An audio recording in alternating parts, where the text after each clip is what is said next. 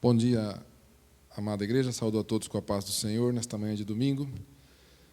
E convido os irmãos para lermos inicialmente o texto que está em Salmos 19, os quatro primeiros versículos do Salmos de número 19.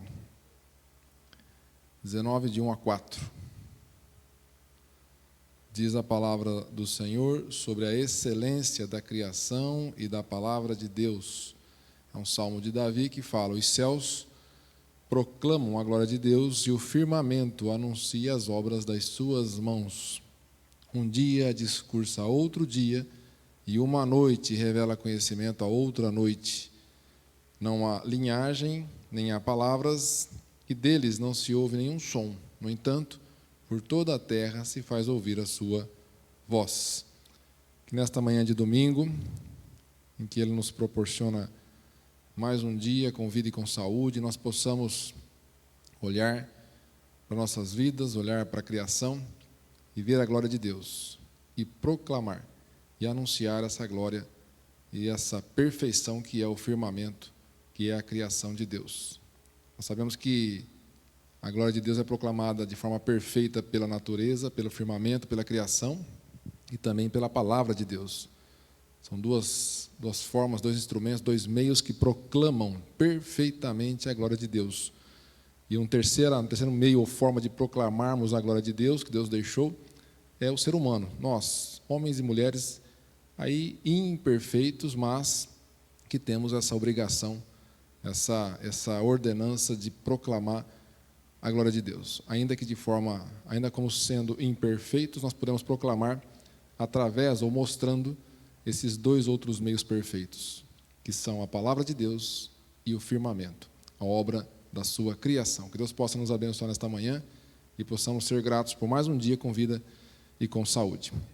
Nós vamos cantar o hino de número 62, e os irmãos, se tiverem preparados seus dízimos e ofertas, poderão apresentá-los no gasofilácio. Vamos colocar em pé? Hino de número 62, hino de gratidão. Os irmãos poderão apresentar os dízimos e ofertas no altar do Senhor.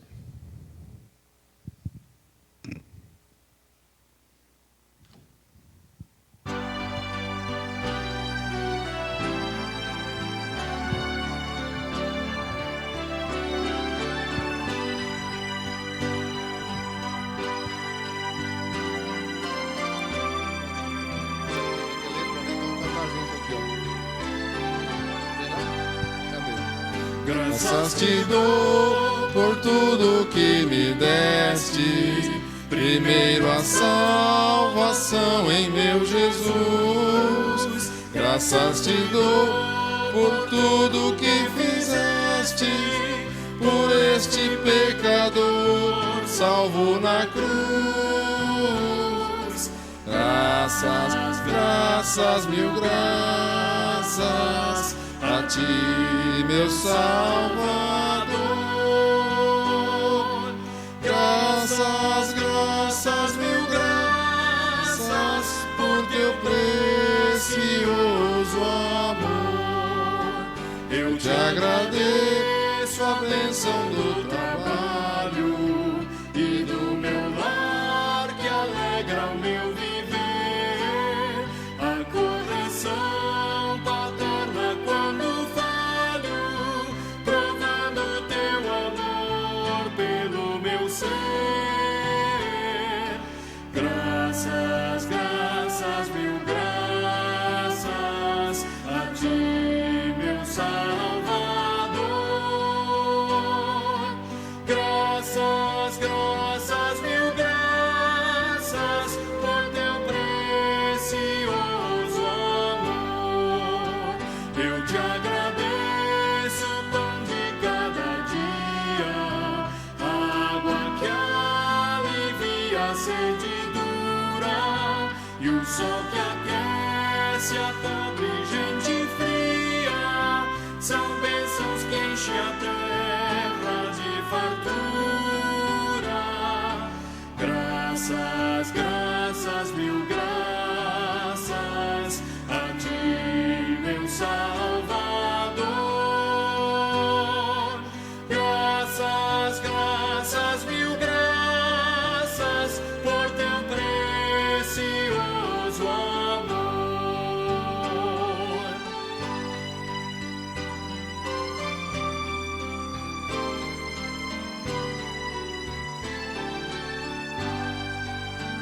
Eu te agradeço, ó Pai, os meus amigos e os inimigos também te agradeço.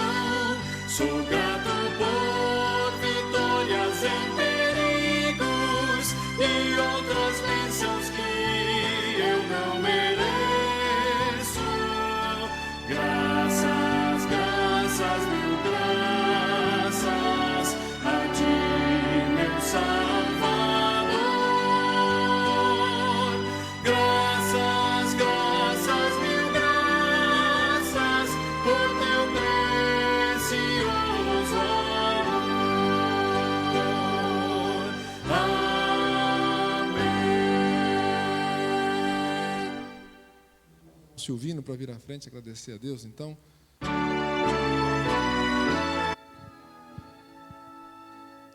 Obrigado, irmãos.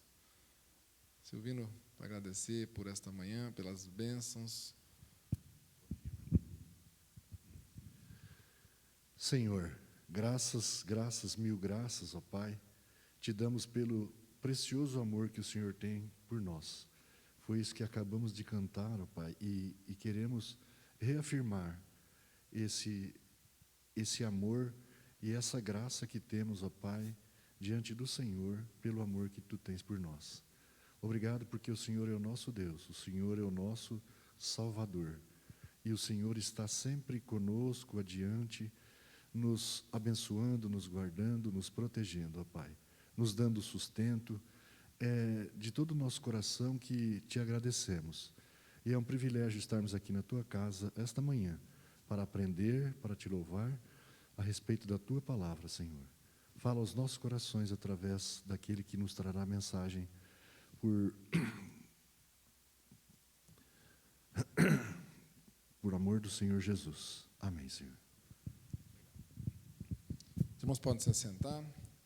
Ainda na palavra do Senhor encontramos o texto que está em Marcos, no capítulo 12, os versículos 28 a 31.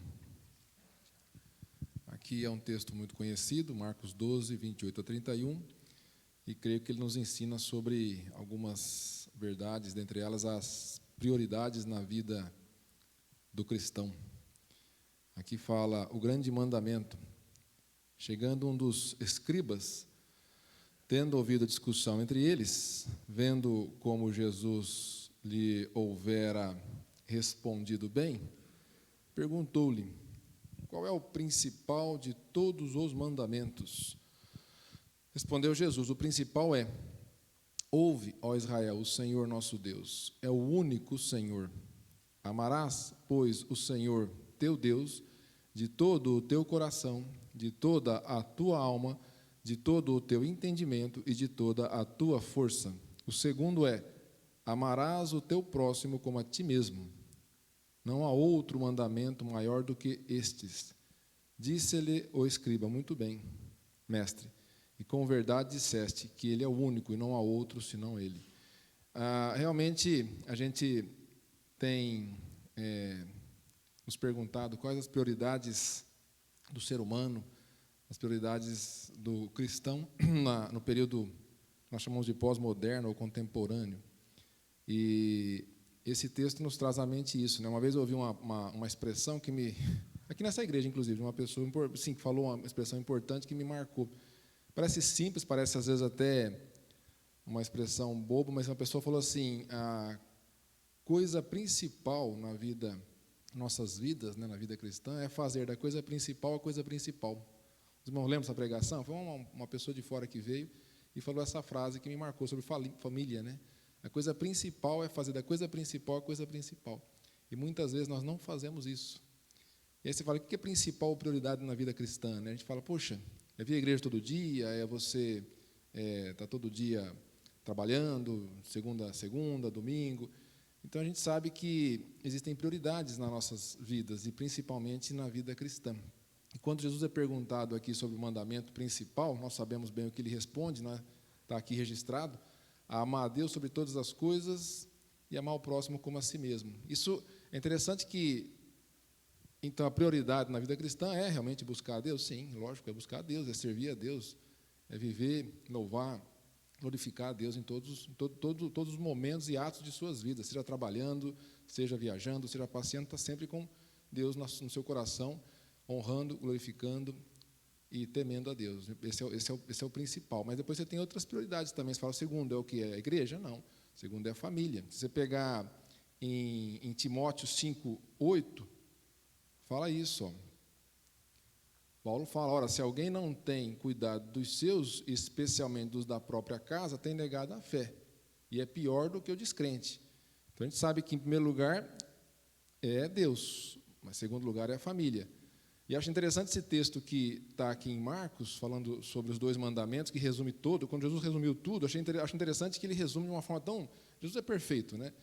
E como perfeito ele resumiu de forma perfeita todos os mandamentos. E o Pentateuco, a lei mosaica, a Torá, tem vários mandamentos. Mas Jesus resumiu de uma forma tão perfeita os 2, que até os filósofos falam que se esses 2 mandamentos fossem cumpridos, não precisaria de lei. Hans Kelsen, que é um filósofo que não é evangélico ou cristão, ele fala, se esses 2 mandamentos fossem cumpridos, não precisaria ter ordenamento jurídico nos países, no mundo. Na sociedade, porque se você amar a Deus, amasse todos, né? Todo mundo de toda a sociedade, amasse a Deus em primeiro lugar e ao próximo como a si mesmo, ninguém ia fazer mal a ninguém. E se ainda que eu fizesse culposamente, sem querer, iria providenciar a reparação do dano espontaneamente. Então nunca haveria problema de ação judicial para você cobrar do outro aquilo que ele tenha feito contra você, porque ele espontaneamente faria a reparação, né, de forma esponte própria. Mas infelizmente não é assim. Mas para nós cristãos deve ser assim. Primeiro mandamento, amar a Deus sobre todas as coisas e o próximo como a si mesmo. Então a prioridade na vida do crente é Deus em primeiro lugar, família e depois, na família. A gente acha que também é a igreja, né? Não. Trabalho. Você pega aqui, peguei 2 textos aqui, ó, Efésios 4:28, uma recomendação, né, exortação à santidade. Aquele que furtava, não furte mais, antes trabalhe, fazendo com as próprias mãos o que é bom, para que tenha com o que acudir ao necessitado. E se não bastasse esse, tem vários outros, né? Mas enfim, tem 2 Tessalonicenses 3:10, né, que fala, porque quando ainda convosco vos ordenamos isto, se alguém não quer trabalhar, também não coma, pois de fato estamos informados de que entre vós há pessoas que andam desordenadamente, não trabalhando, antes se intrometem na vida alheia. A eles, porém, determinamos e exortamos no Senhor Jesus Cristo, que trabalhando tranquilamente comam o seu próprio pão. Olha só que importante, né? A importância do trabalho. É importante, sim, porque o trabalho, realmente, ele faz parte do sustento da família. Então, se a gente tem Deus, família, trabalho para sustentar a família, né? Não adianta você desempenhar outras atividades na vida e esquecer de dar o sustento da tua família. É imprescindível isso. E aí, sim, você tem, em quarto lugar, a igreja, que não se confunde com Deus. Deus é Deus, a igreja é o local onde nós nos congregamos para louvar, para glorificar. Mas você pode louvar e glorificar a Deus na sua casa, no seu trabalho, no seu dia a dia. Porque Deus não habita em templos feitos por mãos humanas, mas sim no coração do homem que aceita Jesus como seu Salvador. Deus possa nos abençoar nessa manhã, que nós possamos fazer isso. Né, Cristian? Fazer da coisa principal. O principal é fazer da coisa principal a coisa principal. Eu não lembro a pessoa que falou, era uma pessoa de fora que veio aqui nessa igreja, que falou essa frase na pregação inteira, isso me marcou, de forma que, se você entendeu o conteúdo da mensagem, você sabe o que é você abandonar coisas que são secundárias na sua vida, ou pelo menos dar importância àquilo que é essencial. Hoje em dia, em tempos pós-modernos, as pessoas acordam mexendo no celular, dormem mexendo no celular e esquecem de conversar. Você vai em restaurantes, às vezes casais estão lá sentados, ficam lá meia hora, 1 hora, 2 horas, estão no celular. Pode perceber, qualquer restaurante que você vai, às vezes, né? Eu gosto de ir no Flor de Mandacaru, né, que é um restaurante muito bom aí do nosso irmão Lucas. Mas você vai lá, às vezes tem casais que estão lá, ficam o tempo todo lá e não conversam. Celular. Pai que não conversa com filho que não conversa com pai. Né? Casais que não conversam, que dão prioridade ao que é secundário. Quando, na verdade, o principal é fazer da coisa principal a coisa principal. Deus possa nos abençoar e nos dar sabedoria. Porque este é o mês da família, mas família é todos os dias, são todos os dias do ano. 365 dias. Deus em primeiro lugar e família. Trabalho e igreja. Deus possa nos abençoar. Vamos falar aqui dos aniversariantes que nós temos hoje. Se puder projetar aí, senão eu pego no boletim. Apesar de deixa eu ver se estou com o boletim aqui, mas a gente providencia já. Maio está aqui, ó. Se não tiver, já falaremos aqui. Nós estamos no dia 22, então nós temos dia 23, André Luiz Citolino, Ciro Augusto Correia Leone.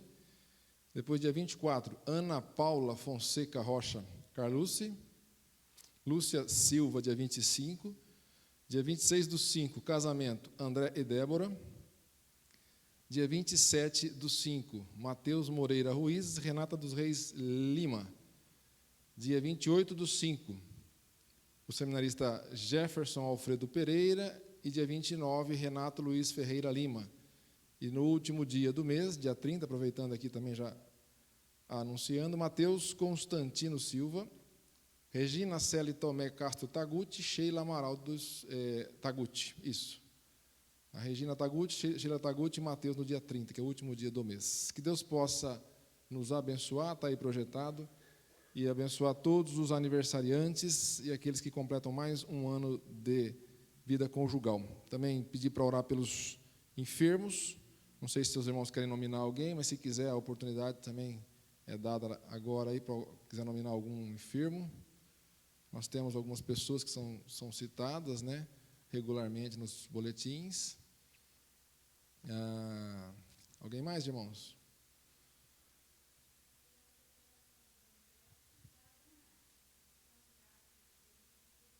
Donizete e Zenate, agradecer a Deus pela recuperação. Ok.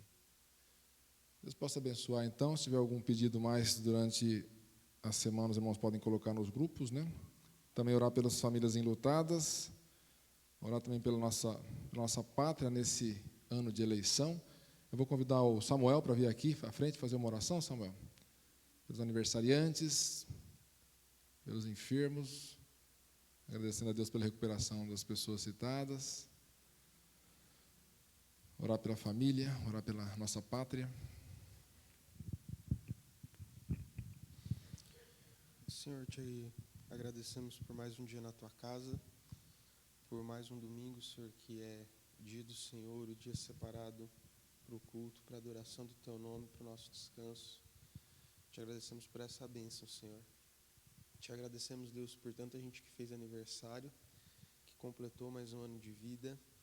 E te pedimos que o Senhor continue a abençoar essas pessoas com vida, com saúde, com longevidade, Senhor, e que elas permaneçam firmes no Senhor, que elas permaneçam em Jesus acima de tudo, e que elas tenham prazer em estar aqui também na Tua casa, juntamente com o Teu povo, Senhor. Obrigado também pelo Donizete, a Zenate, que já fizeram, que estão bem, que estão em casa se recuperando. Que o Senhor continue fortalecendo a saúde deles. Obrigado, Senhor, pelas famílias da nossa igreja. Obrigado pelas pessoas que o Senhor colocou aqui, Senhor.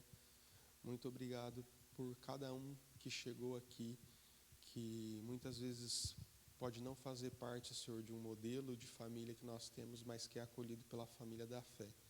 É acolhido pela igreja do Senhor, pelo povo do Senhor, que é uma família também. Senhor, ainda pedimos que o Senhor continue abençoando a nossa nação, que o Senhor dirija o nosso povo, Senhor, para a votação que nós vamos ter, para as eleições que vamos ter em outubro. E pedimos, Senhor, que o Senhor nos dê sabedoria, para que a gente saiba votar de acordo com a vontade do Senhor, Pai, e não apenas de acordo com aquilo que nós achamos o que é certo ou o que é errado, mas de acordo com a vontade do Senhor. E pedimos, Senhor, que o Teu nome não seja envergonhado neste ano, como tantas vezes tem sido, Senhor, com tantas pessoas que levam o Teu nome para uma candidatura ou que levam princípios do Senhor, mas que não praticam isso de fato, que não lutam por isso de fato, que não vivem isso de fato, Senhor, mas simplesmente fazem isso para tentar enganar o povo, para tentar angariar votos, para tentar, Senhor, ser eleitos de forma injusta, Senhor, porque não amam o Senhor de fato, não praticam a Tua vontade, não adoram o Senhor, Pai, não obedecem a Tua palavra. Por isso que pedimos que o Senhor nos livre do engano e que o Senhor nos dê sabedoria para que a gente faça aquilo que o Senhor quer, porque as autoridades provêm do Senhor também, ó Deus. E nós queremos ser instrumentos do Senhor para isso no nosso país. É no nome de Jesus que oramos. Amém. Vamos cantar o hino 395. Se os irmãos puderem se colocar em pé. O hino de número 395 vai ser colocado ali o playback, projetado também a letra. Quer tocar, Samuel? Então vamos lá. Eu vou convidar então a nossa irmã Adelaide para vir aqui, porque tocando é diferente do playback. O playback me ajuda a cantar, né? Agora o piano já é um desafio, né, Cristian? Mais. Então aqui, Adelaide, fica à vontade, está aqui. Pode cantar junto, não sei se tem outro microfone, mas pega esse aqui.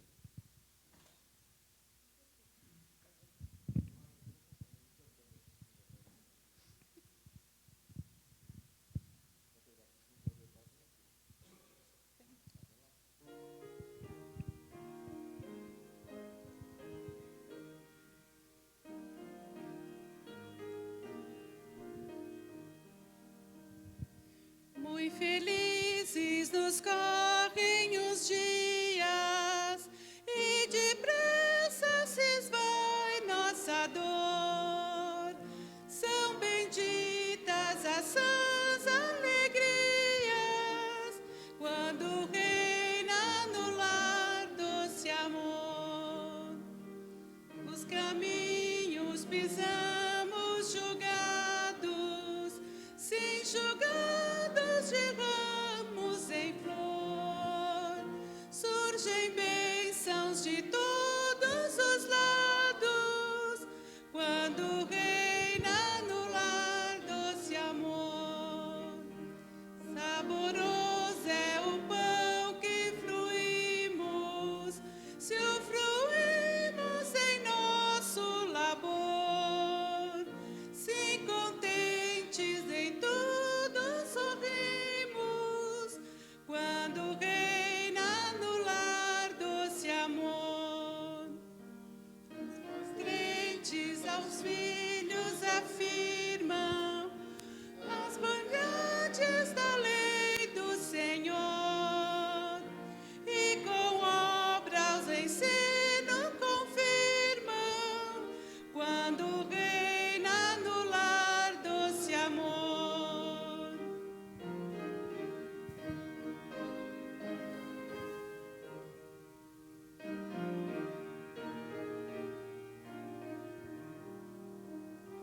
Se sentimos em casa a pobreza, se a pobreza também ao redor, suportável será com certeza, quando reina no lar doce amor.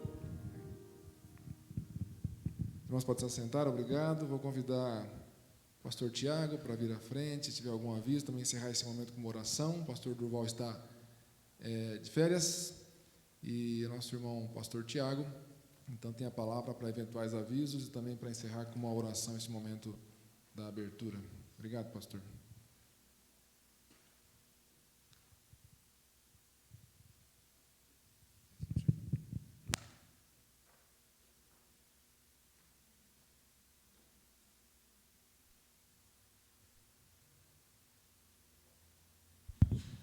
Bom dia, irmãos. Eu saúdo os irmãos com a graça e o amor do nosso Deus. É muito bom estar de volta na igreja. Até falei que eu vou pegar uma sacolinha do visitante. Faz tempo que a gente não retorna aqui. Às vezes a gente tem visitado algumas igrejas a pedido de pastores. Às vezes tem que socorrer, né, algum parente. Então a gente esteve na Coab no primeiro domingo desse mês, socorrendo o pastor Arnold. A gente esteve em Martinópolis também, socorrendo o Marcelo, e a gente no último domingo estivemos lá em Teodoro Sampaio ajudando a igreja que completou 52 anos ali. A gente foi comemorar o aniversário da igreja. Muito bom estar aqui de volta. O pastor Durval está de férias, juntamente com a sua família. Hoje, na parte da manhã, estarei com vocês, já estava escalado, e que os irmãos estejam orando pelo reverendo Saulo. O reverendo Saulo estava escalado também para pregar à noite, mas nosso irmão não está bem de saúde e pediu para estar aqui à frente com os irmãos. Tá? Lembrando dos trabalhos da igreja, a gente também tem, no domingo passado, foi passada uma lista de alimentos que você pode doar aqui na nossa igreja. Vamos orar? Obrigado, Senhor, por essa manhã, obrigado por essa escola dominical, obrigado porque o Senhor tem abençoado nossas vidas. Abençoe todas as classes, ó Deus, a cada professor também, e abençoe a gente que vai ficar aqui no templo.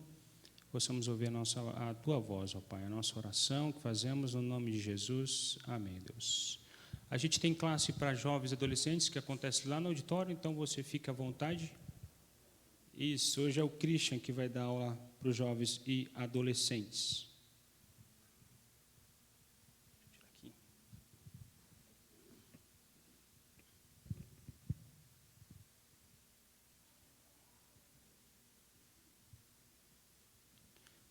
Queridos, se você puder abrir sua Bíblia em João 17, hoje nós vamos falar sobre unidade, liberdade e amor. Como a gente tem falado, o mês de maio é o mês da família, e creio que é importante a gente falar sobre unidade, como família, que é o corpo, que é a igreja do Senhor. Falar um pouquinho também sobre liberdade e também amor. João 17, a gente tem a famosa oração de Jesus, aquela oração sacerdotal, que ele ora não apenas pelos discípulos, mas aqueles 11 discípulos, ou aqueles 70 ou 120 discípulos ali, mas ele ora por cada um de nós também. É sobre isso que a gente vai falar, sobre unidade, liberdade e amor. Como um pastor de jovens e adolescentes, e também um pouco fã dos filmes da Marvel, não sei se vocês conhecem os filmes da Marvel, a gente tem tantos super-heróis ali, Homem-Aranha, a gente tem o Homem de Ferro, a gente tem outros super-heróis. Eu me lembro que no passado, eu assistia muito aqueles desenhos de manhã, durante a semana, e a gente via que sempre tinha um super-herói que ele era independente. Ele não precisava de um outro super-herói para vencer, talvez, o inimigo. Se você lembrar do Homem-Aranha que acontecia de manhã na TV Colosso, por exemplo. Então, você via que o Homem-Aranha era o homem único que conseguia vencer os vilões. Você tinha um Super-Homem também, você tinha um Batman. E a partir dessa nova franquia dos filmes da Marvel, eles mostram que é impossível vencer o mal de forma independente. É importante a gente perceber que até surge aquela famosa... os famosos filmes dos Vingadores, até no plural, né? São vários super-heróis tentando ali combater o mal diante do mal que surge no planeta Terra ou surge em algum momento, né? Até o filme último da Marvel, que a gente tem um Thanos aí, que é um inimigo, e aí ele quer destruir os outros inimigos, quer destruir o planeta Terra e tantos outros planetas, e a gente vê, então, o quanto eles estão unidos. Mas o que a gente percebe nesses super-heróis é que todos eles passaram por algum problema traumático. A gente tem um Batman que o pai foi assassinado, os pais foram assassinados na sua frente. A gente tem algum super-herói que sofreu algum tipo de sofrimento, abandono, violência. Então, a gente percebe que esses super-heróis também eles passaram por algum momento traumático na vida. Então, e é interessante que cada um deles reflete uma deficiência, algo vulnerável da parte deles. A gente pode perceber, por exemplo, que o Hulk, a força dele vem da ira dele.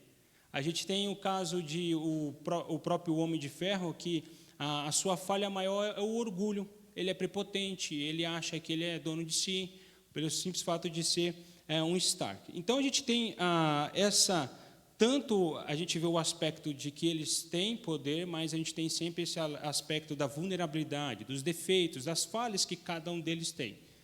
Se você vê a Mulher Maravilha, a força dela está nos seus braços, mas se você amarrar os braços delas, ela perde a força.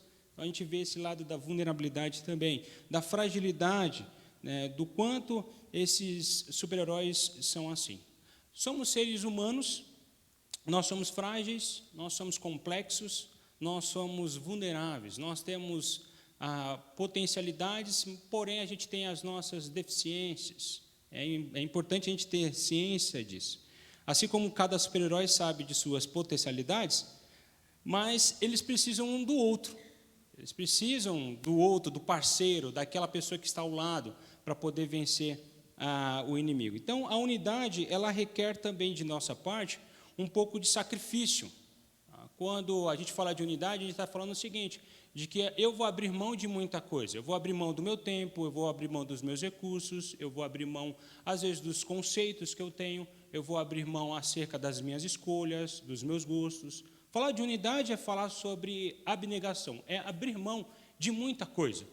Tá? E a grande pergunta que nós fazemos é o seguinte, será que eu e você, nós estamos dispostos a esse sacrifício, a abrir mão de algumas coisas, em busca da unidade? E a gente precisa entender também que a unidade, ela é parte essencial da missão. A oração que Jesus aqui faz não é uma oração pedindo poder para os discípulos de Jesus. Olha, Senhor, que envie poder para esses homens, para eles continuem a missão que foi colocada nas minhas mãos. Jesus, ele não pede nessa oração que eles tenham dons e talentos. Ó Senhor, derrame sobre esses discípulos dons e talentos extraordinários para que eles possam fazer que a tua obra continue. A gente não vê Jesus pedindo também para o Pai riqueza. Olha, Senhor, mande dinheiro para eles, mande recursos para eles financeiros, para que eles continuem a missão. A oração de Jesus, ele é uma oração que fala sobre unidade, e a unidade é parte essencial da missão. O próprio Jesus fala, quando eles forem um, o mundo vai conhecer. Não é isso? Fala de unidade, querido. A oração de Jesus é sobre unidade. Mas eu queria pensar com vocês um pouquinho sobre quais são os maiores desafios na construção da unidade. Então, pelo menos eu situo aqui 3 grandes obstáculos aqui dos maiores desafios ou barreiras que impedem da unidade dentro da igreja, tá bom, queridos? Então, vamos lá. O primeiro aspecto que a gente vê de desafio é a vaidade e o personalismo. O que significa isso? As nossas igrejas não têm consciência de unidade, porque nós, pastores, nós líderes, nós crentes, muitas vezes estamos construindo castelos, ao invés de construir o reino de Deus. Eu, como pastor, eu posso construir o meu castelo.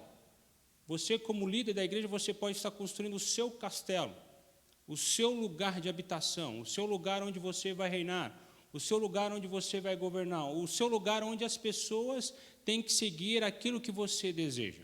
Então, muitos de nós, pastores, líderes, ao invés de construir o reino de Deus, nós estamos construindo os nossos próprios castelos. Quando focamos nos nossos castelos, não temos tempo para construir o reino de Deus. Então, esse é o primeiro obstáculo que nós encontramos na unidade. As pessoas, elas estão em busca de sua vaidade e do seu personalismo. Tá? Eu quero colocar aquilo que eu desejo. Eu quero impor aquilo que eu gosto. Tem que ser dessa forma. E nunca nós perguntamos como que é o reino de Deus. Então, a unidade, ela é impedida por causa da vaidade, querido, do personalismo. Tem que ser do meu jeito. Esse é o meu reino que eu estou construindo aqui. Segundo obstáculo que a gente vê dos maiores desafios na construção da unidade nesse momento de pós-modernidade é a questão das ideologias políticas, ideologias de gênero e ideologia racial. Igrejas estão sendo divididas por conta de ideologias. Tá? A igreja, ela não vai mais se dividir por conta da teologia, mas ela vai se dividir por conta da ideologia partidária. Se você que vota na esquerda, você não é crente, querido. Como assim? A gente tem que entender que a pessoa foi salva em Cristo Jesus. Talvez ela precisa rever seus conceitos, mas também quem é de direita também precisa rever seus conceitos. Essa semana eu coloquei na rede social o seguinte: se você não apresentar nenhum defeito do seu candidato, saiba que você adora a sua ideologia política. Você adora o seu político. E você deixou de adorar Jesus. Também eu coloquei na rede social para os jovens entenderem o seguinte, que tem pessoas do nosso ciclo cristão que divulgam mais uma personalidade política do que o próprio Jesus. Então, a ideologia política, queridos, vai dividir a nossa igreja. Não são aspectos teológicos mais, queridos. Não há aspectos mais sobre batismo, não há mais aspectos sobre dons espirituais, não são mais... a ideologia política vai dividir a igreja do Senhor. A ideologia de gênero também vai dividir a nossa igreja, porque a gente começa a levantar uma barreira que não é nossa, queridos. A ideologia racial também.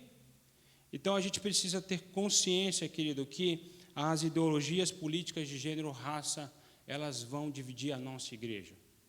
Em vez de você divulgar o político de estimação que você ama, divulgue Jesus Cristo. Ele é o nosso Senhor. É o reino dele, querido. É o reino de Deus. A gente tem que propagar o reino de Deus, falar do reino de Deus todos os dias, falar de Jesus todos os dias, e parar um pouquinho de falar sobre direita e esquerda. É o reino, querido. Você faz parte de um reino agora, que é o reino do Senhor, não o reino dos homens. Vamos lá. Qual que é um outro conflito que a gente encontra nesse momento? São conflitos geracionais. Eu sou da geração X, é os nascidos de 80 para até 2000. E a gente tem uma geração agora chamada milênios, os nascidos de 2000 para cá. Queridos, vocês não têm ideia de como que é essa geração dos milênios. Se você tem filhos em casa, você deve saber como que é isso.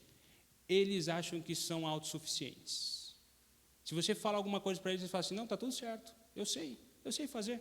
Eu me lembro uma vez, aqui na igreja, a gente estava desmontando uns pallets, e aí eu pedi para alguns adolescentes me ajudarem com esses pallets. Eles estavam lá com martelo e tudo mais, e eu deixei eles fazendo um trabalho, porque eu estava fazendo um outro trabalho. E aí eu vi que eles começaram a tirar lá com o martelo, tudo bem e tal, e ficaram uns pregos gigantes. E eu me lembro que tinha 3 rapazes, um cada ponta segurando a madeira, e aí eu vi que um lá estava tentando, com um martelo, com aquela parte do martelo assim, ele puxava, tentava tirar o prego com a força, e os outros 2 segurando, fazendo sustentação para ver se o prego saía. E eles fazendo uma força, e meia hora, e depois chegou para mim e falou assim, pastor, não conseguimos tirar os pregos. Eu falei, não, mas o que aconteceu? A gente usou o martelo, o senhor não tem um alicate? O senhor não tem uma outra ferramenta? Eu falei, peraí, deixa eu ver como é que vocês estão fazendo. Faz aí para eu ver. Aí eles fizeram, aí eu falei assim, vocês acham que estão certo fazendo isso? Estamos certo. Eles se acharam autossuficiente. Eu falei, então, peraí, deixa eu ensinar uma coisa para vocês. Aí a geração X vai ensinar aquilo que eu aprendi do meu pai, que é a geração Baby Boomers, que é a geração mais antiga. Meu pai me ensinou o seguinte, eu coloquei a madeira no chão, peguei o martelo, eu peguei uma ripa, uma outra madeira, coloquei embaixo do martelo e ele fez a alavanca. Eu fiz assim, só um pouquinho de força, e saiu o prego. Eles falaram assim, uau, pastor, que interessante. Essa geração milênio podia simplesmente falar assim, ok, pastor, achei legal isso aí, mas acho que com um serrote é melhor. Eu acho que do meu jeito é melhor, eu vou fazer porque assim eu crio músculo. Né, eu e os meus amigos aqui. Aí solta a marreta na cara de alguém, né, ou o martelo, ou até mesmo o pedaço de pau. Né. Mas a gente tem um conflito de gerações. João Alexandre já falava sobre isso, de um abismo de gerações. Você vai ensinar para essa moçada nova, e eles vão dizer assim, eles são autossuficientes. Então, a gente vai ter barreiras dentro da igreja também, desses conflitos geracionais. E como crentes maduros, Paulo fala que a gente precisa ter paciência com essas pessoas que são novas na fé. E você que é novo na fé, você tem que ter um coração ensinável. Então, esses são os maiores desafios, queridos, da construção da unidade.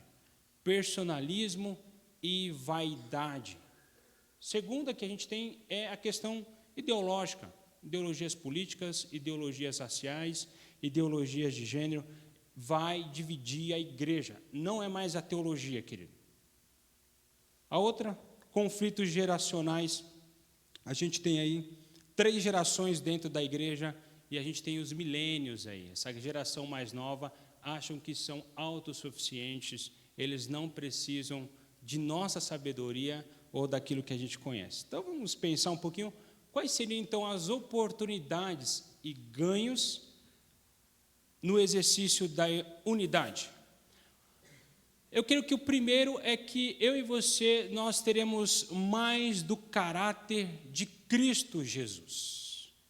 Eu fico impressionado quando a gente ouve pessoas que conhecem crentes pelo seu empreendedorismo, pelas suas realizações, por aquilo que ele fez. Mas dificilmente eu ouço alguém dizendo assim: olha, aquela pessoa ela tem o caráter de Cristo. Olha, aquela pessoa ela sabe dizer as palavras de Cristo. Aquela pessoa sabe amar como Cristo amou. Tá? Então, inúmeras igrejas têm à sua frente pastores e líderes que a sociedade vê o quê? Elas olham mais traços de empreendedorismo dentro da igreja do que o caráter de Cristo. A igreja se preocupa mais com o aspecto estrutural, institucional, administrativo, o quanto ela pode empreender. Mas será que a igreja está refletindo o caráter de Cristo? Então, a gente precisa entender que a unidade, ela traz essa oportunidade, esse ganho no exercício do caráter de Cristo. Porque quando nós estamos unidos, a gente começa a demonstrar para as pessoas o quanto nós somos o quê? Vulneráveis. Quanto mais eu próximo da Ellen, eu já sou casado há 15 anos, mais ela sabe o quanto eu preciso melhorar. Interessante que quando nós casamos, a gente achava que a ideia era ser feliz. Mas a ideia era eu me associar a Jesus na transformação dela e ela se associar a Jesus na transformação do Tiago. Então, quanto mais perto, mais se desenvolve o caráter de Cristo. Uma outra oportunidade de ganhos no exercício da unidade é que é maior cooperação e impacto nas ações. Tá? Vamos imaginar aqui a gente pudesse reunir essa igreja numa campanha social, né, numa justiça social. O exemplo, a gente está arrecadando alimentos. Eu não vou nem perguntar para a junta diaconal, eu não sei se os irmãos têm os dados sobre isso, mas eu tenho certeza aqui que a igreja não arrecada 1 tonelada de alimento. Arrecada? Não. Agora imagine se as igrejas de Presidente Prudente fizessem a mesma parte nesse aspecto de justiça social. Nós nos reunimos com a Igreja Assembleia de Deus, Batista e tudo mais, e fazer uma campanha social em alimentação. Será que a gente não arrecadaria muito mais?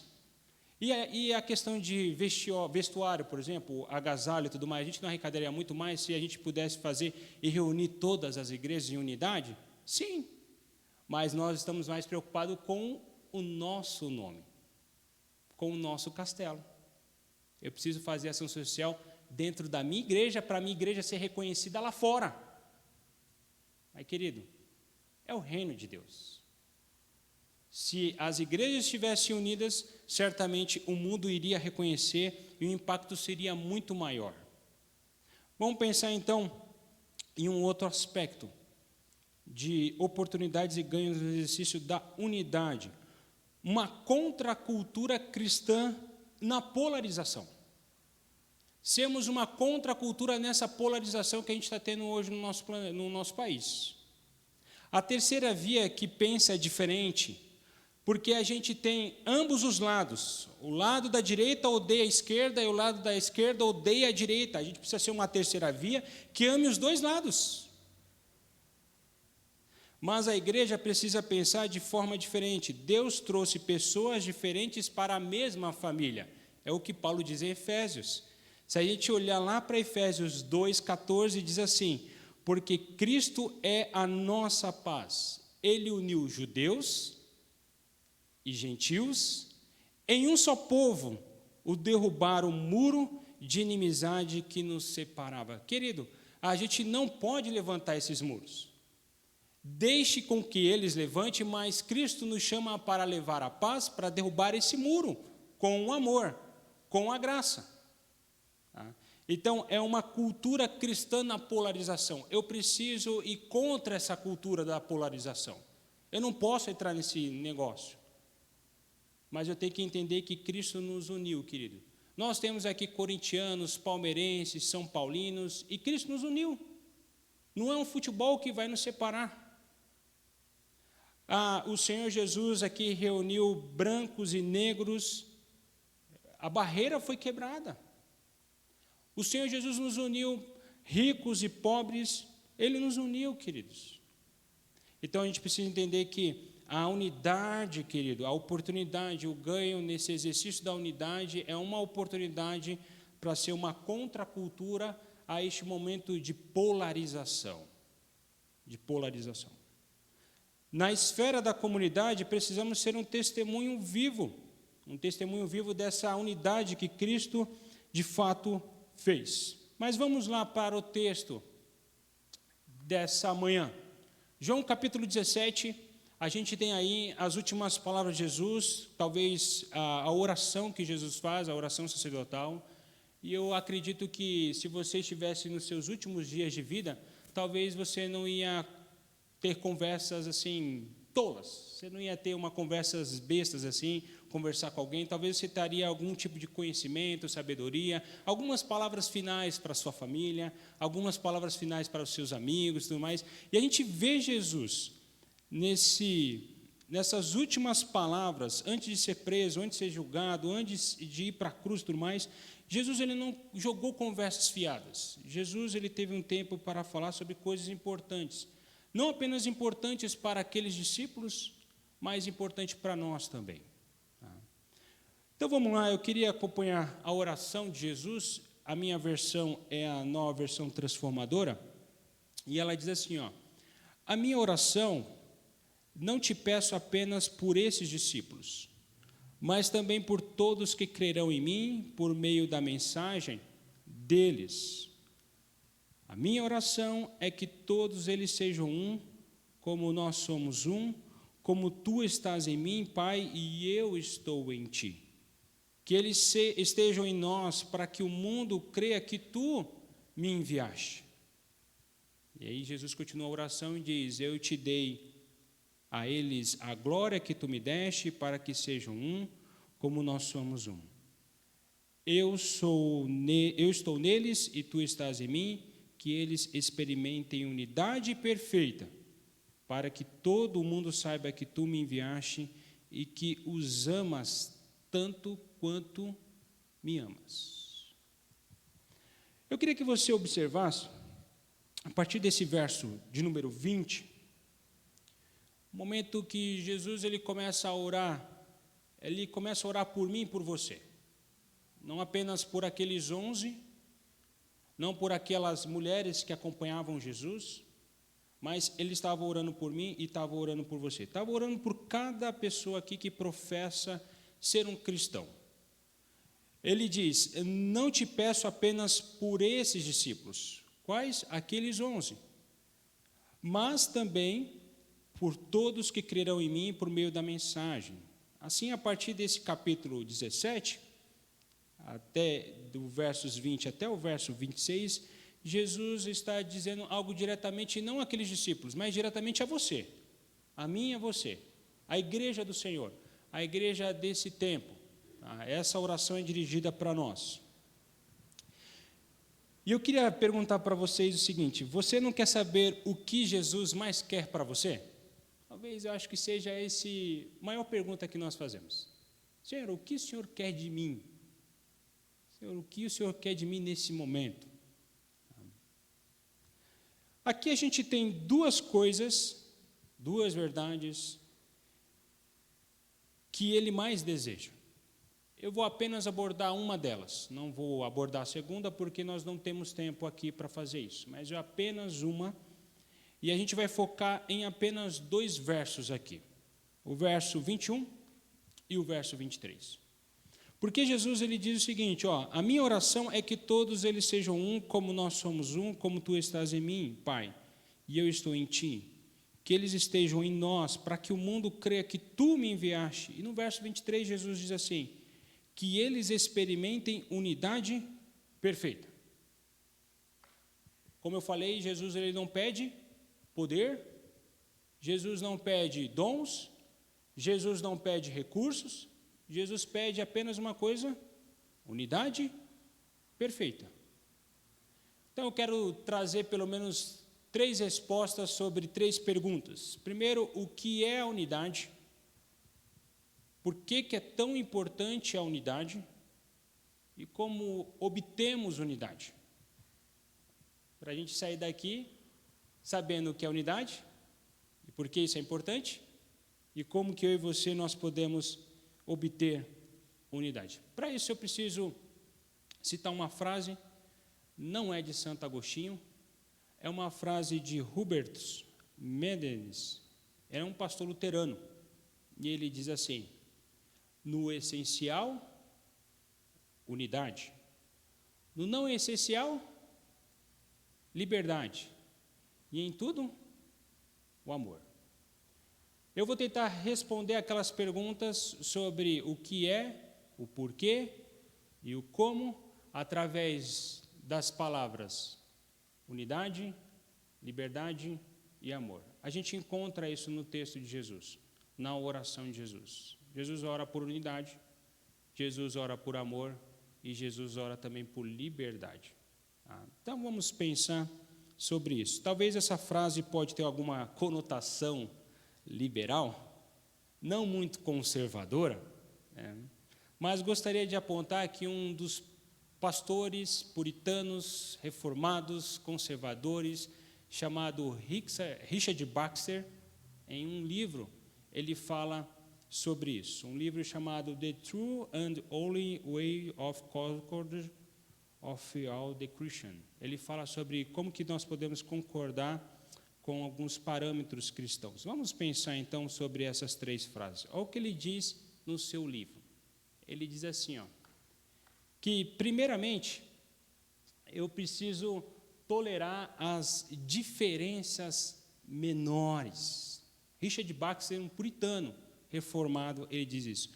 Tolere as diferenças menores, porque ele vai dizer no seu livro que tudo é cultural. E o que realizamos é através de escolhas e opções. O que não tem as mesmas possibilidades, geralmente a gente desdém. Eu gosto de falar com casais, eu gosto de falar que eu tenho algo chamado a teoria do papel higiênico. Eu aprendi isso com meu sogro. E ele falava assim: Tiago, quando você estiver com a Ellen e quando começar aquela situação, brigue por coisas grandes, não brigue por coisas pequenas. Aí eu lembro que ele falou alguma coisa a respeito do papel higiênico, e é a teoria do papel higiênico, que qual é o lado certo do papel higiênico? É o lado de cima ou é o lado de baixo? Tem casais que brigam por causa disso. Tem homens que chegam lá, o papel higiênico está para cima, e ele fala assim: não, vou trocar esse negócio. E aí vai brigar com a mulher: já falei para você que o lado certo é esse aqui. Essa expressão tolere as diferenças menores, a gente precisa tolerar algumas coisas que são muito menores, queridos. O que a gente faz na igreja, queridos, são questões de escolhas, questões culturais, queridos. Tem igreja que usa a toga. É uma questão cultural, não é uma questão bíblica, queridos. O que nós fazemos na igreja muitas vezes não tem conotações bíblicas, são questões culturais, questões de escolhas pessoais. Mas nós não toleramos essas coisas. Nós dizemos assim: não, isso aqui é reino de Deus, isso aqui é bíblico. Queridos, não é bíblico. Uma vez eu vi uma palestra sobre família, e um historiador cristão, ele disse o seguinte: ele estava falando sobre família, alguém perguntou assim: pastor, mas qual que é o padrão família na Bíblia? Aí ele perguntou: mas o que você entende como padrão? Acho que padrão bíblico de família é o pai, a mãe e as crianças. E aí ele falou assim: esse não é um padrão bíblico. O padrão bíblico de família é clãs. É o avô, a avó, o tio, a tia, o primo, prima, todo mundo mora no mesmo ambiente. E aí ele quis dizer assim: olha, a gente acha que família é a família nuclear, é a família bíblica, mas não é, queridos. Não é. Então, tolere as diferenças menores. A gente vai ter os bancos agora são pretos. A gente vai definir que é o banco preto, porque lá em Cantares falava de uma mulher que tinha a pele morena, como as cortinas do templo de Salomão, da casa de Salomão. Opa, a casa de Deus, a casa de Salomão que ele construiu tem que ser tudo preto agora, porque está na Bíblia. É questão de cultura, é questão de escolhas, não é questão bíblica. Tolere. A segunda, que Richard Baxter fala nesse seu livro, ele diz assim: abrace e celebre as similaridades. O que eu e você nós somos iguais? E por que a gente não pode celebrar isso juntos? E por que a gente não pode fazer essas coisas tudo juntos? Por que a gente não pode celebrar tudo isso juntos? Um outro aspecto que ele fala: respeite os outros membros do corpo. Você viu o que o fulano aprontou? Alguns princípios só servem para os outros e não para mim. A gente precisa começar a respeitar os membros do corpo. Paulo fala sobre isso. A gente não pode dizer que o braço não é bom, a perna não é bom, só a cabeça é boa. Não, querido. Precisamos respeitar todas as pessoas que fazem parte do corpo de Cristo. Eu não sei se vocês conhecem um esportista chamado Tiger Woods. Quando ele foi pego em adultério, na sua entrevista que ele falou sobre isso, ele disse o seguinte: o meu problema é que cheguei num patamar da minha vida que achei a acreditar que as regras são só para os outros. Às vezes nós não respeitamos os outros membros. Nós impomos alguma coisa para esse membro e não nos respeitamos esse membro. E o último que ele fala é: ame a igreja. As divisões das igrejas, na maioria das vezes, ocorrem por causa do amor que as pessoas têm por sua própria visão e castelos do que pelo amor à igreja do Senhor. Tem gente que ama o que ele colocou no coração, suas visões, seus planos, seus projetos, e vai tratorando por cima de todas as pessoas. A igreja se tornou a matéria-prima das nossas realizações. Tem pessoas que elas têm problemas de identidade, tem pessoas que têm dificuldade de segurança, são inseguras, e precisa da igreja como matéria-prima para suas realizações.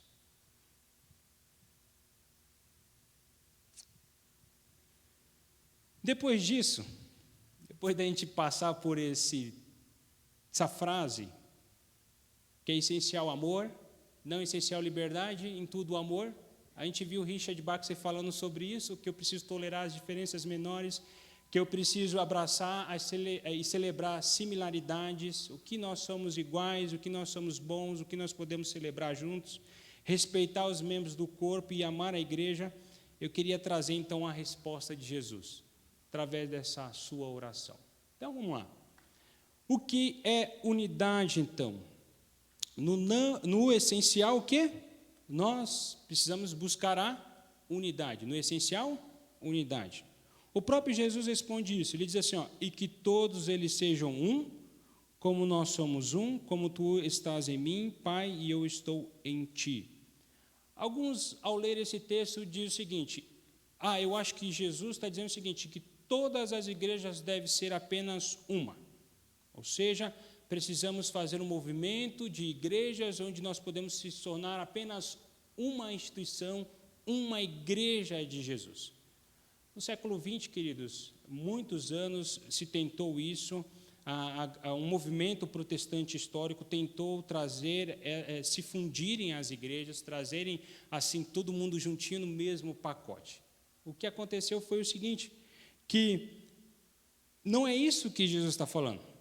Jesus não está falando de fusão, querido.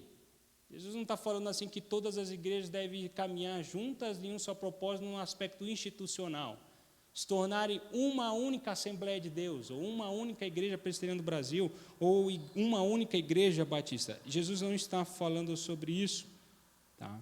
E a razão pela qual Jesus não fala sobre isso é que ele diz: quando o mundo conhecer, eles ficarão tão impressionados com essa unidade que se abrirão para as verdades do Evangelho. Portanto, estrutura, organização, fusão, por melhor que seja, não pode ser isso que Jesus está falando aqui nesse texto. Jesus ele não está falando sobre isso. Tá? Mas o que Jesus está falando então?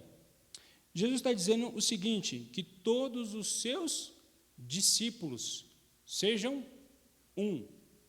Tá Está falando sobre discípulo, querido. Não de membresia. Está falando de discípulos. Que todos os discípulos sejam um. Não apenas na questão racial entre cristãos e brancos e negros, não apenas na questão social entre os cristãos ricos e os cristãos pobres, não apenas na questão da política, mas todos os discípulos sejam um, sejam um. Então, a gente vai dar uma olhada sobre isso, o que significa sejam um. Eu queria que você grifasse a palavra que aparece aí, que é a palavra todos. Que todos sejam um. Eu queria que você grifasse aí, tá? Porque o mundo, ele vai olhar para esse todos e vai ficar maravilhado com esse todos. Tá? E uma das coisas que eles ficaram maravilhados com esse todos aí é que o cristianismo é a primeira religião multiétnica. Se você pesquisar os historiadores, os livros históricos, os livros sobre história de igreja e tudo mais, ou o livro dos povos, você vai entender o seguinte, que toda a religião, fora o cristianismo, é uma religião racial, é uma religião tribal, é uma religião familiar. Só que o cristianismo é o único que fala aos quatro cantos do mundo que existe um Salvador, que não é um Salvador tribal, que não é um Salvador nacionalista, mas é um Salvador do mundo. Então, ele fala sobre o Salvador que é do mundo inteiro. O próprio Apocalipse fala isso, que quando Jesus voltar, vai reunir todos de toda a tribo, todos de línguas e todas as nações debaixo da terra. Ou seja, o cristianismo é o único, é a primeira religião multiétnica, tá? Que ela consegue, o cristianismo ele avança e alcança pessoas, tá? E une as pessoas numa mesma fé no mundo todo. Então, se você for na China, onde tem cristãos lá, eles vão estar adorando quem? A Jesus Cristo. Se você for em qualquer cantão da África e algumas pessoas lá são cristãos, eles vão adorar quem? O Cristo que nós adoramos. Se a gente for aqui no Brasil, então, se você for para o norte ou para o sul, você vai ver isso também. Tá? Então, o cristianismo ele é impressionante por conta disso. Tá?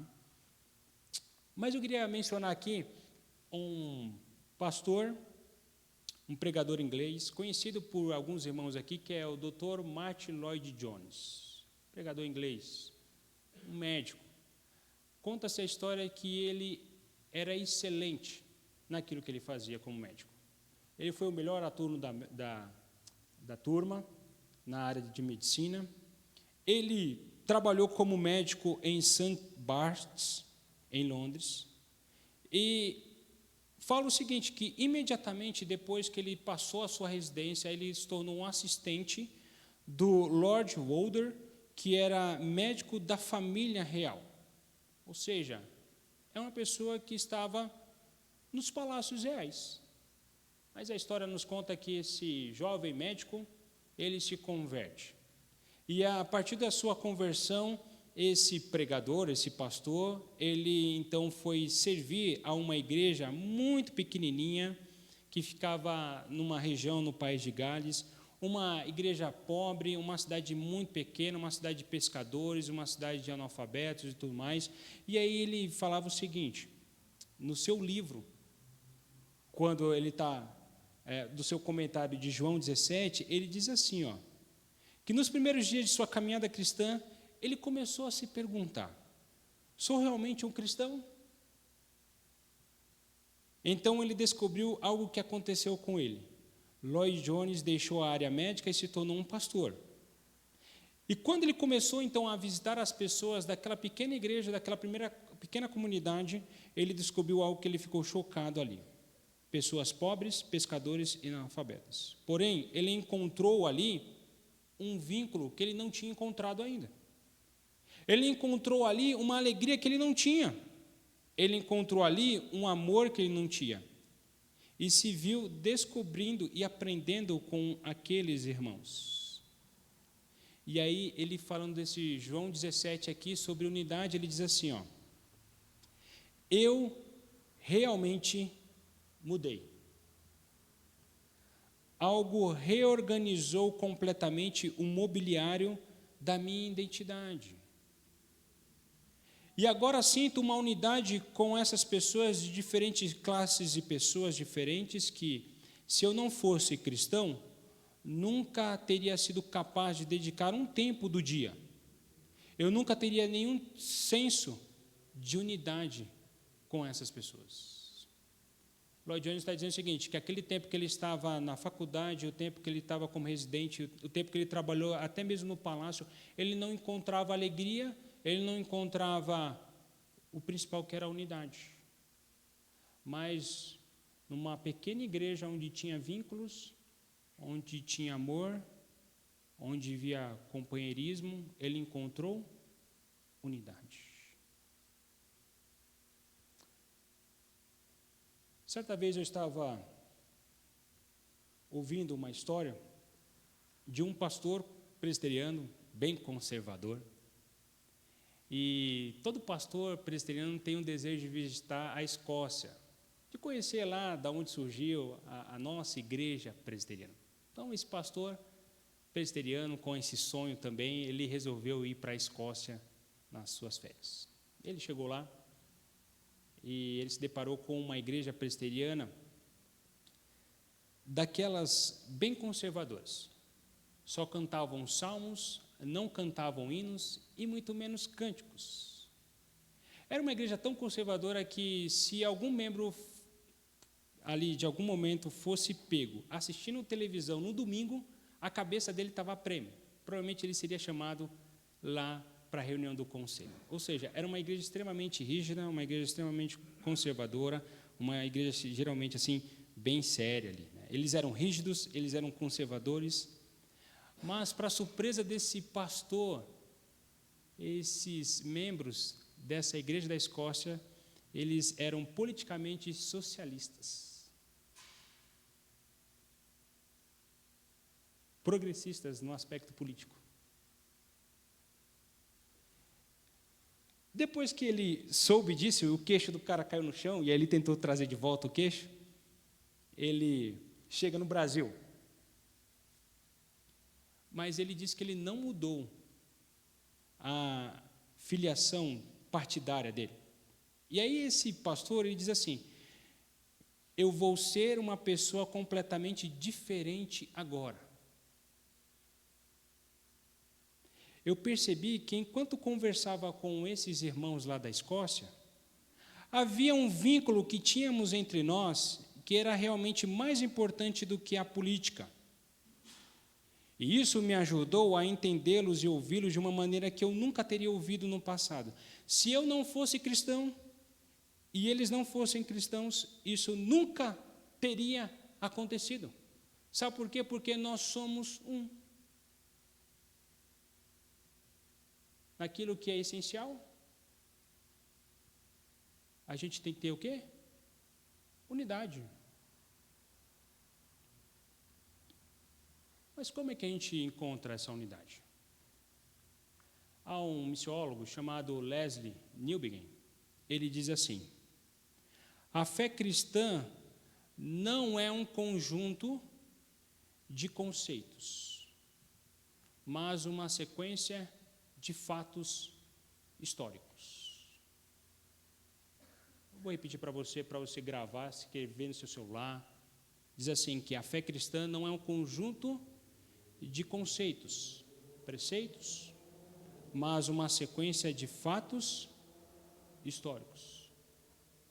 O que Leslie Newbigin está dizendo é o seguinte, que nós somos unidos não em um conjunto de conceitos, mas de uma sequência de fatos históricos. E eu queria lembrar vocês o seguinte, quando nós falamos que a gente precisa ter, no essencial, unidade, é sobre isso que a gente tem.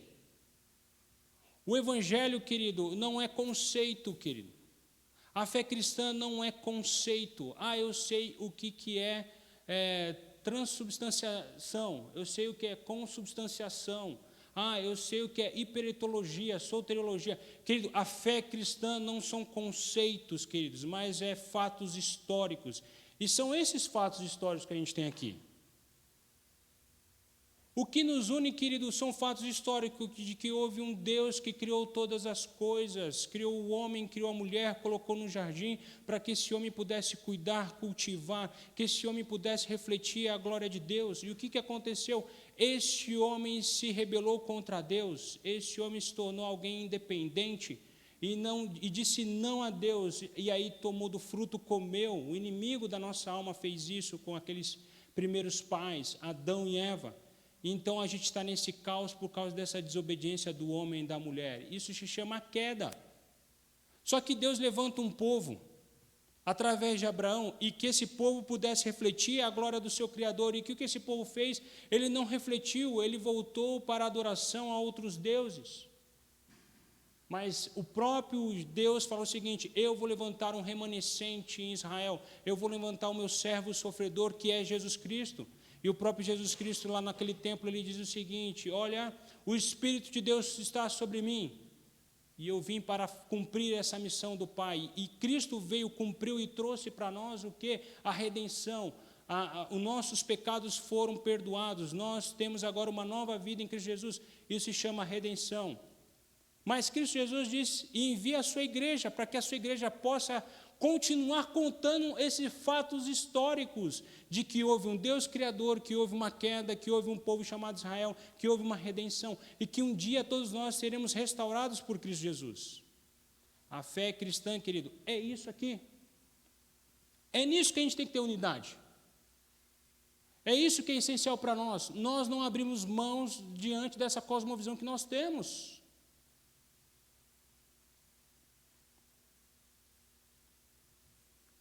Porque a verdadeira história, o essencial é acreditarmos na mesma história, querido.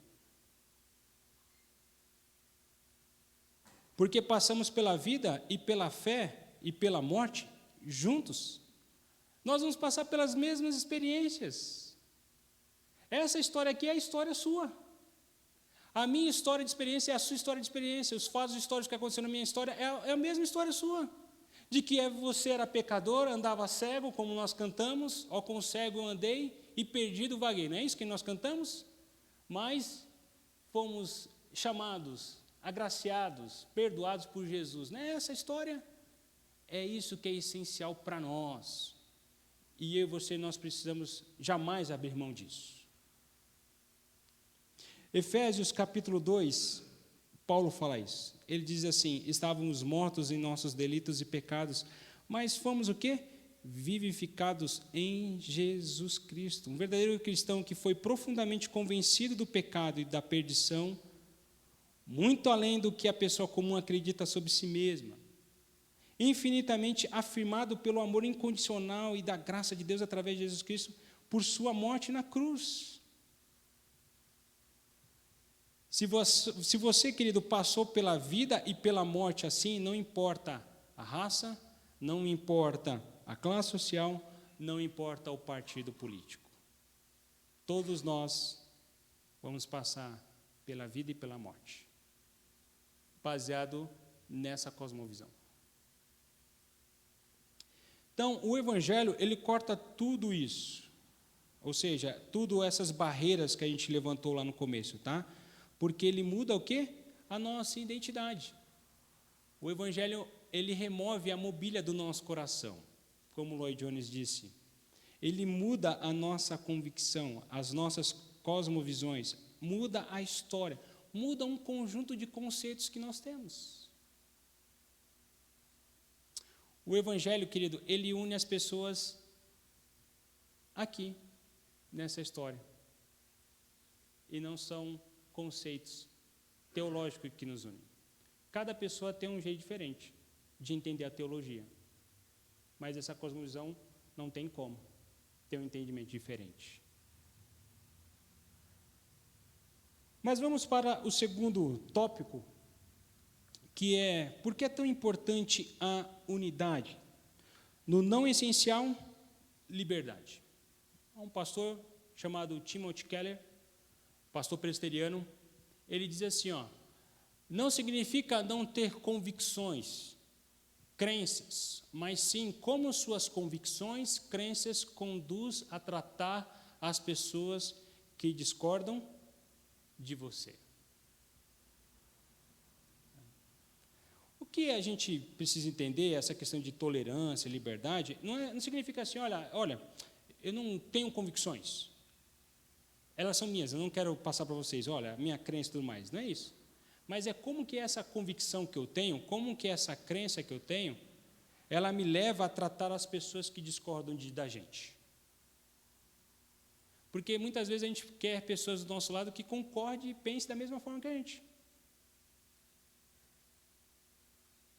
Mas Jesus, ele é tão sábio que ele colocou dentro do grupo dos discípulos um zelote, um publicano, que eles tinham rincha. Jesus colocou pescadores. Jesus colocou, tão sábio, colocou dentro desse grupo pessoas que eles não se bicavam. Para quê? Para que aquelas convicções que eles aprendiam os levassem a tratar as pessoas que discordavam deles. Diante disso, eu quero apresentar para vocês algumas questões bem práticas de como a unidade é importante. Então, vamos lá.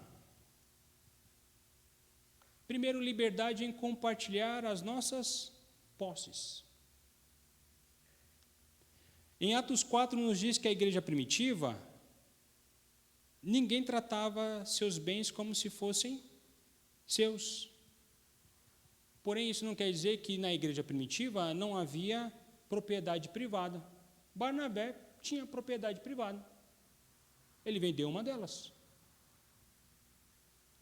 Mas é ver que o Evangelho mudou o coração de todos nós em relação àquilo que nós possuímos. Quando a gente olha para Atos, eles compartilhavam as suas casas, no partir do pão, em casa. Eles compartilhavam seus bens e recursos para atender os órfãos, as viúvas e as pessoas que mais necessitavam. Eles compartilhavam seus espaços, eles compartilhavam o seu tempo. Eles compartilhavam tudo apenas para que a igreja cristã fosse uma em compartilhar as suas posses. Compartilhar as suas posses. Compartilhar os seus bens. Compartilhar o seu tempo.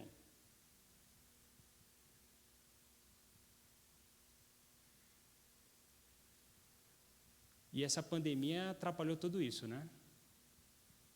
Ninguém mais recebe ninguém. Depois que acabou a pandemia, ninguém recebe mais ninguém em casa. Essa pandemia também atrapalhou, né? Eu primeiro vou ver o que eu tenho de segurança para mim, para o meu futuro. Então, eu vou guardar minhas reservas financeiras lá. A igreja do primeiro século sofreu perseguição, doença, lutas, mas era uma igreja unida em compartilhar os seus bens, o seu tempo, sua casa, os seus recursos. Qual a última vez que você chamou o irmão da igreja para ir na sua casa? Qual é a última vez que você chamou um amigo para tomar um café e pagou para ele? Qual é a última vez que você compartilhou o seu tempo com os seus filhos? O tempo com o irmão da igreja, que pediu oração, e você sequer orou por ele, mas colocou lá no zap que você está orando. Deus está vendo. Compartilhavam os seus bens. Por isso que é importante a unidade. A unidade também, a gente tem um aspecto da liberdade para compartilhar os nossos problemas. Olha o que diz lá em Gálatas. Coloquei o texto aí, diz assim, ajudem a levar os fardos uns dos outros. Não sei quantos de vocês aqui lembram daquela crise financeira que atingiu o mundo todo.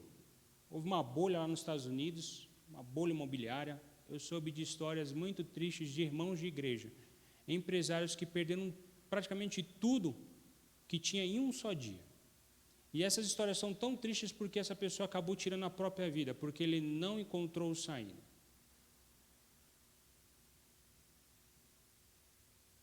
A gente está vivendo algo muito parecido.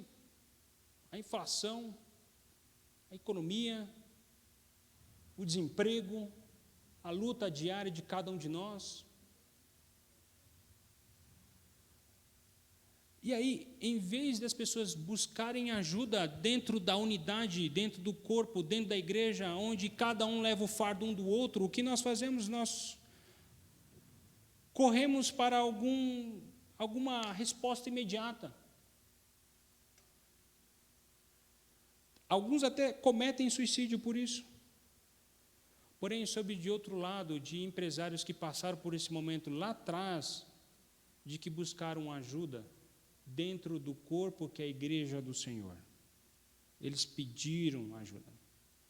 Queridos, ouça, o Evangelho não apenas muda a sua atitude em relação ao que você tem, seus bens, para que você possa compartilhar, mas também muda a sua atitude em relação ao que você não tem, que são os seus problemas, as coisas que lhe faltam. Qual que é a dificuldade de falar na igreja dos nossos problemas? Sabe qual é, querido? A fofoca. É isso. Temos dificuldade sobre o que o outro vai pensar.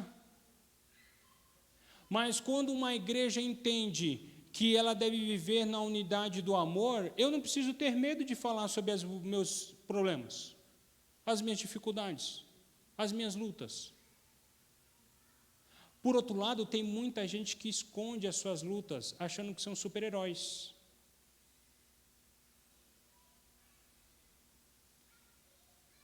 Eu conheço pastores que lutam a vida sozinha, que querem largar o ministério. Por quê? Porque eles estão vivendo um problema sozinho. Medo, dificuldade.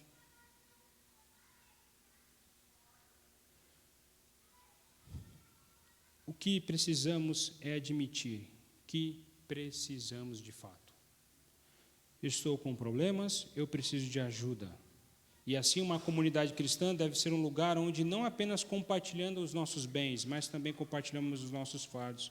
Na maioria das comunidades humanas, as pessoas têm orgulho das coisas. Mas você sabe que na comunidade cristã podemos compartilhar, podemos ser um ao compartilhar nossas posses e compartilhar os nossos fardos. Qual é o fardo que você carrega? Convide o irmão para carregar junto. Gálatas 2 fala sobre isso. Vamos lá. Liberdade para compartilhar o quê? A verdade. Em Efésios 4,15 diz, em vez disso falaremos a verdade em ira. Falaremos a verdade com convicções. Falaremos a verdade acima de qualquer coisa. É isso que diz o texto? Falamos a verdade em amor. Paulo fala que as nossas palavras têm que ser temperadas e com amor, com cuidado. Essa é a essência, esse é o princípio operacional de uma comunidade cristã real. A coisa em sua vida que está distorcendo sua vida, há falhas, há pecados em sua vida que está machucando você. E aí, alguém vai falar com você, você precisa estar aberto para ouvir as verdades em amor. A única maneira de você crescer, você precisa desesperadamente de alguém para falar sobre eles, os seus problemas. E é claro que não é muito fácil isso, né? Mas precisamos ter coragem, queridos, de encontrar alguém e falar sobre eles. Uma das coisas que eu faço lá no Esquadrão da Vida, quando eu vou lá, e a gente faz os 12 passos, é que eles precisam ter um inventário espiritual, eles escreverem sobre coisas do passado que machucou e coisas que celebrou, e eles precisam ter um padrinho, alguém para eles compartilhar isso também. A igreja deveria ser um lugar terapêutico, não as clínicas que nós temos aí.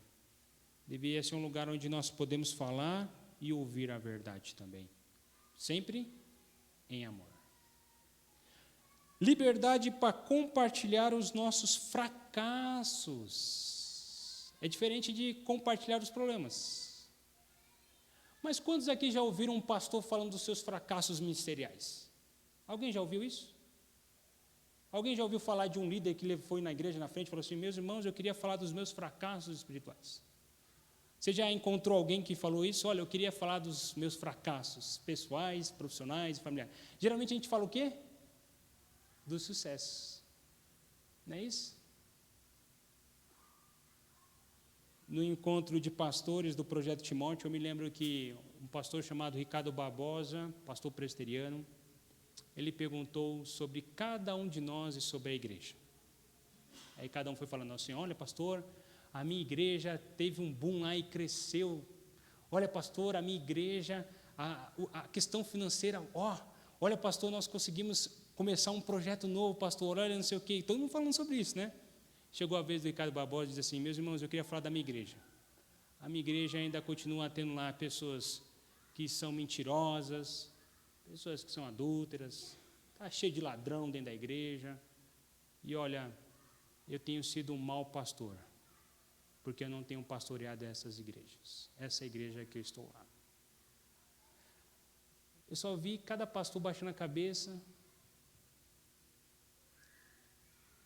Precisamos, queridos, falar dos nossos fracassos também.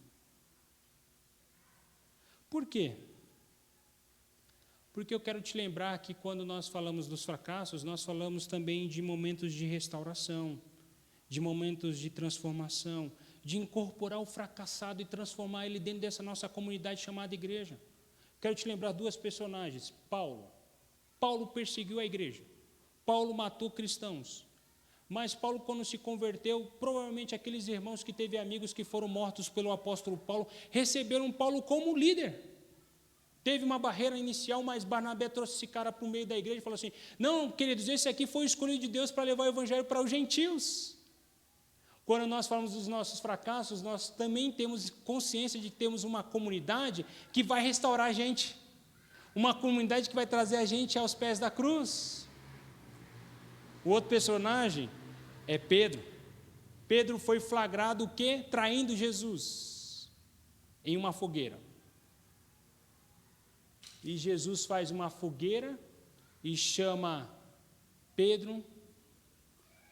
Pedro, você foi o maior fracasso de todos os meus discípulos, mas se você mergulhar na minha graça, você será o maior líder. Você será o mais humilde e o mais sábio. E Pedro, depois da sua restauração, ele pregou e 3.000 pessoas foram convertidas. Nós precisamos falar dos nossos fracassos também dentro da igreja. Liberdade para falar isso, porque a gente vai encontrar pessoas que vão ajudar a gente na nossa restauração. Liberdade, então, para compartilhar a vida. Liberdade para compartilhar os nossos problemas, ajudem os fardos uns dos outros. Liberdade para compartilhar a verdade, eu preciso falar a verdade em amor. Tá? Aquelas convicções que eu tenho, elas têm que tratar bem as pessoas que discordam de mim. Liberdade para compartilhar os nossos fracassos. E o último ponto, eu sei que vocês já estão tão cansadinhos já, como que a gente obtém tudo isso, né? E em tudo o amor. Eu quero só ler o versículo, a oração de Jesus. Ele diz assim, há um momento na sua oração, que ele fala, no verso 26, eu revelei teu nome a eles e continuarei a fazê-lo. Então teu amor por mim estará neles e eu estarei neles. Agora, verso 24. Pai, quero que os que me deste estejam comigo onde estou. Então eles verão toda a glória que me deste, porque me amastes antes mesmo do princípio do mundo. E aí a gente, então, tem esses versos. E aí eu acho o verso 23, assim, algo que mostra como que a gente obtém a unidade. Ele diz assim, eu estou neles e tu estás em mim, que eles experimentem unidade perfeita, para que todo mundo saiba que tu me enviaste, e que, olha essa expressão, querido, amas tanto quanto me amas. Jesus está dizendo o seguinte, esses discípulos que eu estou orando, Senhor, Pai, o Senhor os ama como o Senhor me ama.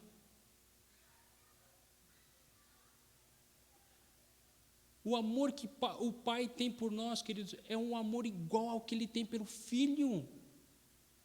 E como isso não é arrebatador, e como isso não nos leva à unidade, queridos, em saber que não existe divisões de amor com Deus.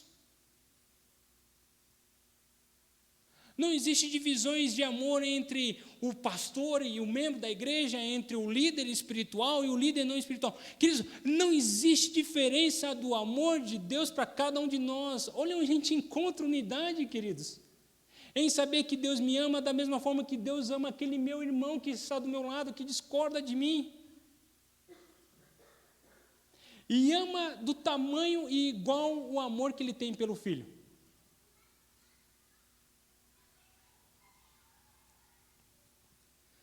A menos que a comunidade cristã seja tão forte, Jesus diz que o mundo não vai acreditar na verdade. Se eu e você não estivermos ligados a esse amor, tá? A este amor. Duas coisas a gente aprende sobre isso se a gente não viver a unidade do amor. Deixa eu voltar aqui. Deixa eu ver se onde eu estou, que eu perdi aqui. Aí. A primeira, a negativa. Saiba que a honra do nome de Jesus está ligada à qualidade dessa igreja, dessa comunidade. Quero repetir para você. A honra do nome de Jesus Cristo está ligada à qualidade dessa igreja, dessa comunidade. A pergunta para vocês, tá bom? Se vocês conhecem igrejas assim. Igrejas unidas em fofocas, insensibilidade, críticas negativas, ciúmes, calúnias, invejas, espíritos implacáveis que falham em acolher as pessoas, frieza, ganância e egoísmo. Você conhece uma igreja assim? Essa igreja está fazendo Jesus Cristo parecer horrível para o mundo, feia para o mundo.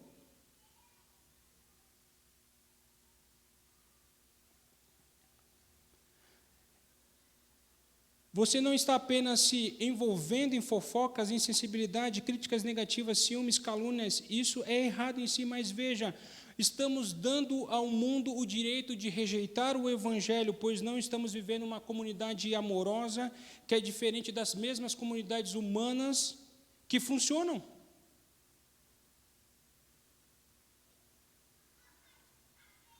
Então, quando nos envolvemos em todas essas coisas que eu citei, o que fazemos, estamos fazendo parecer Jesus a pessoa mais feia, horrível deste mundo. Esse é o lado negativo.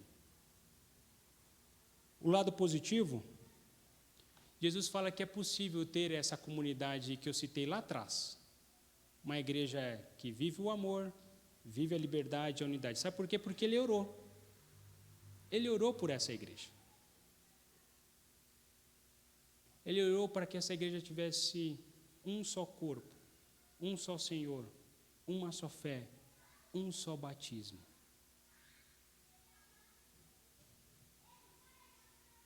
A gente precisa entender, queridos, que primeiramente nós naturalmente não seremos assim. Nós não buscaremos a unidade. Mas é o agir do Espírito Santo que vai fazer a gente ser unidos. É essas convicções de saber que Deus nos ama como ama Jesus. Eu queria encerrar dizendo o seguinte, que o Evangelho me diz que o Pai neste minuto me ama, tanto quanto Ele me ama o Filho, o seu Filho Jesus Cristo. E eu queria que você saísse com essa convicção, que Jesus Cristo te amou, mas Deus Pai te ama como Ele ama o Filho. O Pai ama o irmão e a irmã do seu lado, como Ele ama a Cristo Jesus. Não há diferença do amor de Deus.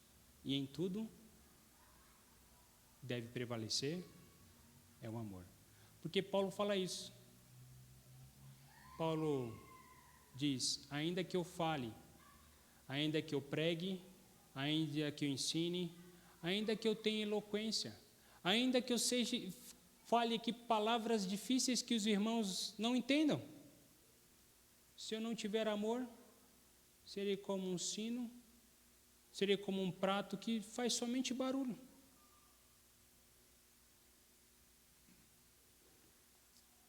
Paulo diz: ainda que eu tenha conhecimento, ainda que eu tenha poder, ainda que eu tenha influência, mas se eu não tiver amor, nada serei. E o que eu faço, nada será. E aí eu queria terminar com essa frase de Paulo: ainda que eu faça obras impressionantes, obras incríveis, obras que arrebatam o coração, reuniões que levam pessoas ao delírio, reuniões que levem as pessoas a, no final, falarem assim: uau, que celebração. Se não tiver amor, o amor do Pai, nada disso valerá. Vamos orar? Senhor, rogamos a Deus porque ouvimos nessa oração de Jesus o quanto Ele orou por unidade. Jesus, Ele sabe o quanto o nosso coração se desvia e o quanto o nosso coração é tão pervertido em vaidade, em construir os nossos próprios castelos. E Ele sabe que poderíamos levantar barreiras para impedir a unidade. Pai, queremos pedir primeiramente perdão. Perdão porque se de alguma forma fomos esses agentes que levantaram barreiras contra a unidade. Tenha misericórdia de nós, ó Deus. Fale ao nosso coração. Pai, use pessoas para falarem a verdade, terem a liberdade de falar em amor sobre o que nós estamos fazendo. E possamos reconhecer esse grande problema que temos e encontrar numa comunidade unida na restauração, Pai, de cada um de nós. Deus, possamos ter a noção e a real noção, ó Pai, de que Jesus se deu por nós. Essa é a grande história. Esse é aquilo que é essencial para nós. Fatos históricos. De que Cristo morreu por nós. Mas podemos ter consciência de que Deus nos ama como Ele ama o Filho. Que não há divisão no amor de Deus. Que não há separação no amor de Deus. Que não há níveis do amor de Deus. O amor de Deus é o mesmo que Ele ama o Filho e ama cada um de nós. Pai, que possamos ter essa consciência. E ao ter essa consciência de que Deus nos ama, a gente vai conseguir e começar a amar aquele que está à nossa volta, Pai. É no nome de Jesus que nós oramos e agradecemos. Amém, Deus. Queridos, eu não sei, eu não tenho tempo para abrir para perguntas, mas se os irmãos tiverem perguntas, eu estou à disposição para responder cada uma delas. Tá? Lembrando que às 19 horas nós temos nosso culto à noite. Você é nosso convidado. Traga visitantes também. É um tempo oportuno de celebrarmos, adorarmos e ouvirmos a palavra de Deus.